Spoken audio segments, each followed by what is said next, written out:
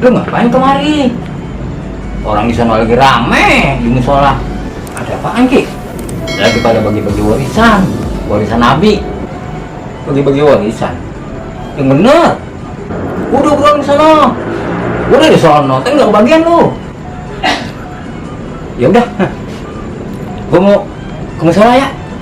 Ntar gua nggak kebagian lagi.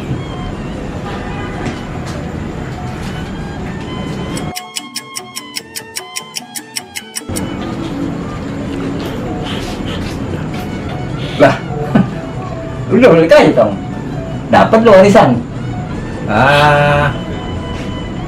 Gimana sih, Ki?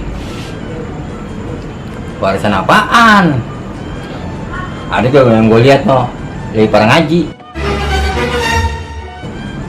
Bukan bagi-bagi warisan. Lah, iya. Itu kan warisan Nabi, Quran sama Sunnah. Itu yang pernah ngaji.